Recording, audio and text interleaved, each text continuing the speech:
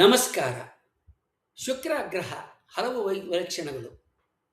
ಫಲ ಜ್ಯೋತಿಷ್ಯನ ನಂಬುವವ್ರನ್ನ ಶುಕ್ರ ಗ್ರಹದ ವಿಶೇಷತೆ ಏನು ಅಂತ ಕೇಳಿದ್ರೆ ಬಹುಶಃ ಅದರ ಕೃಪೆ ಮತ್ತು ಅದರ ದೆಸೆಯಿಂದ ದಕ್ಕುವ ಲಾಭಗಳ ಬಗ್ಗೆ ಹೇಳಬಹುದು. ಆದರೆ ಇದೇ ಪ್ರಶ್ನೆಯನ್ನು ಒಬ್ಬ ವಿಜ್ಞಾನಿಗೆ ಕೇಳಿದ್ರೆ ನಮಗೆ ನೈಸರ್ಗಿಕ ಸೋಜಿಗಳು, ಸೌರಮಂಡಲದ ಅಚ್ಚರಿಗಳು ಮತ್ತು ಶುಕ್ರ ಗ್ರಹದ ವಿಲಕ್ಷಣ ನಡವಳಿಕೆಗಳನ್ನು ಕುರಿತಾಗಿ ಆತ ಹೇಳ್ತಾನೆ. ಶುಕ್ರ ಗ್ರಹ ಭೂಮಿಗೆ ಸಮೀಪ ಇರೋದ್ರಿಂದಲೂ ಅದು ಪ್ರಾಚೀನ ಕಾಲದಿಂದಲೂ ಮಾನವನ ಗಮನವನ್ನು ಸೆಳೆದೈತೆ.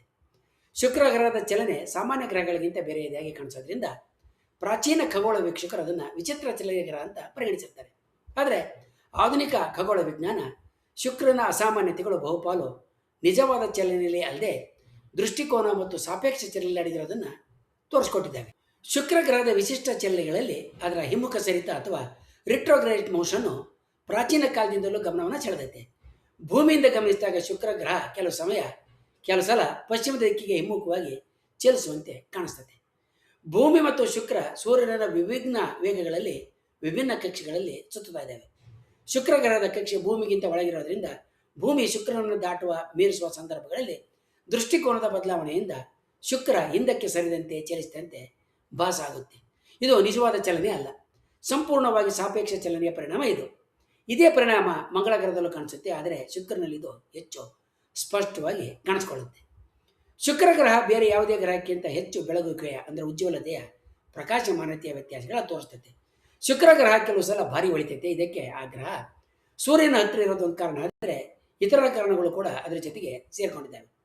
ಸೂರ್ಯಗ್ರಹ ಅಂದಾಜು 75% ಸೂರ್ಯನ ಬಿಸಿಲನ್ನ ಪ್ರತಿಫಲಿಸ್ತದೆ. ಚಂದ್ರನಂತೆ ಶುಕ್ರ ಗ್ರಹವು ಕೂಡ ಬೆಳಕಿನ ಹಲವು ಪ್ರಾವಸ್ಥೆಗಳಂದರೆ ಫೇಸಸ್ನ ಹೊಂದೈತೆ.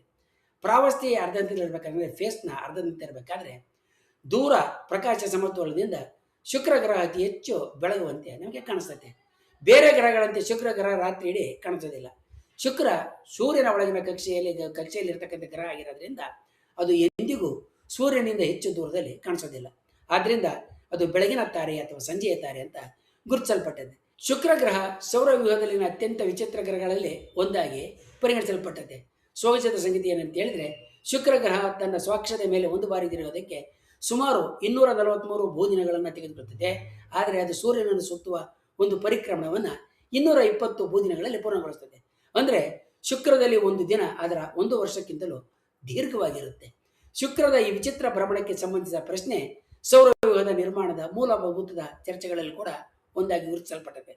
ವಿಜ್ಞಾನಿಗಳ ಪ್ರಕಾರ ಇದಕ್ಕೆ ಒಂದೇ ಕಾರಣ ಇಲ್ಲ, ಬದಲಾಗಿ ಆರಂಭಿಕ ಗ್ರಹಘರ್ಷಣೆಗಳು, ಸೌರಜ್ವಾರ ಬಲ, ವಾತಾವರಣದ ಜ್ವಾಲೆಗಳು, ಅಂತರಂಗದ ಚಲನೆಯ ವಿಜ್ಞಾನ ಮತ್ತು ದೀರ್ಘಕಾಲಿಕ ಗುರುತ್ವ ವ್ಯತ್ಯಯಗಳು ಒಟ್ಟಾರೆ ಪರಿಣಾಮದಿಂದ ಅಂತಹ ಸ್ಥಿತಿಗೆ ಕಾರಣ ಆಗಿರ್ಬೋದು. ಯುರೇನಸ್ ಮತ್ತು ಶುಕ್ರ ಗ್ರಹ ಹೊರತುಪಡಿಸಿ ಸೌರಮಂಡಲದ ಎಲ್ಲ ಗ್ರಹಗಳು ಸೂರ್ಯನನ್ನು ಸುತ್ತುವ ನಿಟ್ಟಿನಲ್ಲಿ ತಮ್ಮ ಅಕ್ಷಗಳ ಮೇಲೆ ಭ್ರಮಿಸ್ತವೆ, ಸ್ವಅಕ್ಷ ಭ್ರಮಣವನ್ನು ಮಾಡ್ತವೆ, ತಿರುಗ್ತವೆ. ಸೂರ್ಯ ಅತ್ಯಂತ ನಿಧಾನವಾಗಿ ಸೂರ್ಯನನ್ನು ಸುತ್ತುವ ದಿಕ್ಕಿಗೆ ವಿರುದ್ಧವಾದ ಸ್ವಂತ ಅಕ್ಷದ ಮೇಲೆ ತಿರುಗೋದು ಒಂದು ವೈಲಕ್ಷಣವಾಗಿ ಕಂಡುಬಂದಿದೆ. 1950ರ ದಶಕದಿಂದಲೂ ಖಗೋಳ ವಿಜ್ಞಾನಿಗಳು ಇದಕ್ಕೆ ಕಾರಣಗಳನ್ನು ಹುಡುಕೋದಕ್ಕೆ ಯತ್ನ ಮಾಡಿ ಹಲವು ವೈಜ್ಞಾನಿಕ ವಾದಗಳನ್ನು ಮಂಡಿಸಿದ್ದಾರೆ. ಅವುಗಳಲ್ಲಿ ಮೊದಲನೆಯದು ಪ್ರಾಚೀನ ಮಹಾಘರ್ಷಣೆಯ ವಾದ. ಈ ವಾದದ ಪ್ರಕಾರ ಅಂದಾಜು 400 ಕೋಟಿ ವರ್ಷಗಳ ಹಿಂದೆ ಒಂದು ಭಾರೀ ಗಾತ್ರದ ಬೃಹತ್ ವಸ್ತು ಮಂಗಳ ಗ್ರಹದ ಗಾತ್ರದಲ್ಲಿದ್ದಂಥ ಒಂದು ಆದಿಮ ಗ್ರಹ ಶುಕ್ರ ಗ್ರಹವನ್ನು ಅಪ್ಪಳಿಸಿತು. ಇದರಿಂದಾಗಿ ಶುಕ್ರ ಗ್ರಹ ತನ್ನ ಅಕ್ಷದ ಮೇಲೆ ತಿರುಗುವ ದಿಕ್ಕನ್ನು ಬದಲಾಯಿಸಿಕೊಂಡಿತು. ಈ ವಾದಕ್ಕೆ ಗಣಕದ ಮೂಲಕ ನಡೆಸಿದಂಥ ಕೆಲವು ಅಧ್ಯಯನಗಳು ಬೆಂಬಲ ನೀಡಿದ್ದಾವೆ. ಆದರೆ ಇಂತಹ ಘಟನೆ ನಡೆದಿರೋದಕ್ಕೆ ಯಾವುದೇ ಕುರುಹುಗಳು ಶುಕ್ರ ಗ್ರಹದ ಮೇಲೆ ದಕ್ಕಿಲ್ಲ. ಭಾರೀ ಗಾತ್ರದ ಕಾಯ ಅಪ್ಪಳಿಸಿದರೆ ಅದರ ಪರಿಣಾಮಗಳು ಕಕ್ಷೀಯ ಶಿಲಾಖಂಡ ರಾಶಿಗಳ ಅಸಮಾನತೆಗಳಲ್ಲಿ, ಆಂತರಿಕ ರಚನೆಯಲ್ಲಿನ ವೈಲಕ್ಷಣ್ಯಗಳಲ್ಲಿ, ವೈಪರೀತ್ಯಗಳಲ್ಲಿ, ಹೊರಪದರದ ಸಂಯೋಜನೆಯಲ್ಲಿ ದಾಖಲಾಗಿರಬೇಕು. ಆದರೆ ಶುಕ್ರ ಗ್ರಹದ ಮೇಲೆ ಯಾವುದೇ ಅಂತ ಗುರುತುಗಳಿಲ್ಲ, ಅಂತ ಕುರುಹುಗಳಿಲ್ಲ ಅನ್ನೋದನ್ನು 1990ರಲ್ಲಿ ನಡೆಸಿದ ಅಂತರಿಕ್ಷ ಶೋಧಕ ನೌಕೆಗಳ ಅಧ್ಯಯನದಿಂದ ಸ್ಪಷ್ಟವಾಗಿ ಗೊತ್ತಾಗೈತೆ. ಶುಕ್ರ ಗ್ರಹದ ಮೇಲೆ ಕಾಣಿಸುವ ಇಂತಹ ಕೆಲವು ಕುರುಹುಗಳ ಕಾಲ 30 ರಿಂದ 60 ಕೋಟಿ ವರ್ಷಗಳಿಂದ ಹಿಂದಕ್ಕೆ ಹೋಗೋದಿಲ್ಲ. ಆದರೆ ಈ ಮಹಾಘರ್ಷಣೆಯ ಈ ವಾದ ಶುಕ್ರ ಗ್ರಹದ ಪ್ರತಿಗಾಮಿ ಸ್ವಅಕ್ಷ ಭ್ರಮಣಕ್ಕೆ ಸಾಕಷ್ಟು ವಿವರಣೆಗಳನ್ನು ನೀಡೋದಿಲ್ಲ ಅನ್ನುವ ಅಭಿಪ್ರಾಯ ಕೂಡ ವಿಜ್ಞಾನಿಗಳು ಹೊಂದಿದ್ದಾರೆ. ಆದ್ದರಿಂದ ವಿಜ್ಞಾನಿಗಳು ಎರಡನೇ ಪ್ರಮುಖ ವಿವರಣೆಯನ್ನು ನೋಡ್ತಾರೆ. ಅದು ಸೌರ ಜ್ವಾಲೆ ಬಲ ಮತ್ತು ವಾತಾವರಣದ ಬಲವಾದ ಅಂತ ಕರೆಸ್ಕೊಂಡತ್ತೆ. ಶುಕ್ರದ ವಾತಾವರಣ ಅತ್ಯಂತ ದಟ್ಟವಾಗಿದ್ದು ಮುಖ್ಯವಾಗಿ ಕಾರ್ಬನ್ ಡೈಆಕ್ಸೈಡ್ ಅಂದರೆ ಇಂಗಾಲದ ಡೈಆಕ್ಸೈಡ್ ಅಂತ ಕೂಡುತ್ತೆ. ಅದರ ಮೇಲ್ಮೈ ಒತ್ತಡ ಭೂಮಿಗಿಂತ ಸುಮಾರು 90 ಪಟ್ಟು ಹೆಚ್ಚು.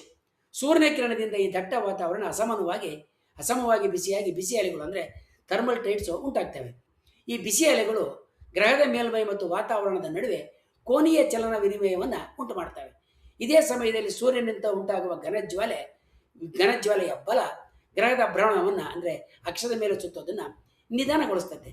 ಲಕ್ಷಾಂತರ ಕೋಟಿ ವರ್ಷಗಳ ಕಾಲ ಈ ಎರಡೂ ಬಲಗಳು ಪರಸ್ಪರ ಕ್ರಿಯೆಗೆ ಒಳಗಾಗಿ ಶುಕ್ರವನ್ನು ಶೂನ್ಯ ಭ್ರಮಣದ ಸಮೀಪಕ್ಕೆ, ಅಂದರೆ ಅದು ಸುತ್ತದೇ ಇರತಕ್ಕಂಥ ಸ್ಥಿತಿಗೆ ಸಮೀಪಕ್ಕೆ ತಂದು ನಂತರ ಅದು ವಿರುದ್ಧ ದಿಕ್ಕಿನಲ್ಲಿ ಸುತ್ತುವಂಥ ಸ್ಥಿತಿಗೆ ಒಯ್ದಿರಬಹುದು ಅಂತ ಹಲವು ಮಾದರಿಗಳು ತೋರಿಸಿದ್ದಾವೆ. ಮೂರನೇ ವಿವರಣೆ ಪ್ರಕಾರ, ಅಂದರೆ ಮೂರನೇ ವಾದದ ಪ್ರಕಾರ, ಶುಕ್ರ ಗ್ರಹ ಜನ್ಮ ತಾಳಬೇಕಾದ್ರೆ, ರೂಪುಗೊಳ್ಬೇಕಾದ್ರೆ ಬಹಳ ನಿಧಾನವಾಗಿ ತಿರುಗ್ತಾ ಇರ್ಬೋದು. ಅನೇಕ ಗ್ರಹ ರಚನಾ ಮಾದರಿಗಳಲ್ಲಿ ಪ್ರಾರಂಭಿಕ ಕೋನೀಯ ಚಲನ ಶಕ್ತಿ ಎಲ್ಲ ಗ್ರಹಗಳಲ್ಲೂ ಸಮನಾಗಿರಲಿಲ್ಲ. ಒಂದು ವೇಳೆ ಶುಕ್ರ ಆರಂಭದಲ್ಲಿನೇ ಕಡಿಮೆ ವೇಗದಲ್ಲಿ, ಕಡಿಮೆ ಭ್ರಮಣ ಶಕ್ತಿಯಲ್ಲಿ ತನ್ನ ಅಕ್ಷದ ಮೇಲೆ ಸುತ್ತುತ್ತಾ ಇದ್ದಿದ್ರೆ, ಸೂರ್ಯನ ಜ್ವಾಲೆಯ ಬಲ ಮತ್ತು ವಾತಾವರಣದ ಪ್ರಕ್ರಿಯೆಗಳು ಅದನ್ನು ಸುಲಭವಾಗಿ ವಿರುದ್ಧ ದಿಕ್ಕಿಗೆ ಸುತ್ತುವಂತೆ ಮಾಡಬಲ್ಲವಾಗಿದ್ದವು. ಅಂದರೆ ಒಂದು ಮಹಾಘರ್ಷಣೆ ಇಲ್ಲದೆ ಕೂಡ ನಿಧಾನವಾದ ದೀರ್ಘಕಾಲದ ಜ್ವಾಲೆಯ ಶಕ್ತಿಗಳು ಅದರ ಭ್ರಮಣದ ದಿಕ್ಕನ್ನು ತಿರುಗಿಸಿರಬಹುದು ಅನ್ನೋದು ಈ ವಾದ. ಇನ್ನು ಇದು ಒಂದು ಗಮನಾರ್ಹವಾದ ಊಹೆ. ಅಂದರೆ ಅನೇಕ ಸಣ್ಣ ಘರ್ಷಣೆಗಳ ಸಂಯುಕ್ತ ಪರಿಣಾಮದಿಂದ ಶುಕ್ರ ಗ್ರಹ ತನ್ನ ಸ್ವಭ್ರಮಣದ ಮೇಲೆ ಲಕ್ಷ್ಯ ಮಾಡ್ತಕ್ಕಂಥದ್ದು ಬದಲಾವಣೆಗೆ ಒಳಗಾಯಿತು ಅನ್ನೋದು ಇದು ವಿವರಿಸುತ್ತೆ. ಆರಂಭಿಕ ಸೌರವ್ಯೂಹದಲ್ಲಿ ಒಂದು ದೊಡ್ಡ ಘರ್ಷಣೆ ಅಷ್ಟೇ ಅಲ್ಲ, ಅನೇಕ ಸಣ್ಣ ಆದಿಮ ಗ್ರಹಗಳು ಮೇಲಿಂದ ಮೇಲೆ ಗ್ರಹಗಳ ಮೇಲೆ ಬೀಳ್ತಾ ಇದ್ವು.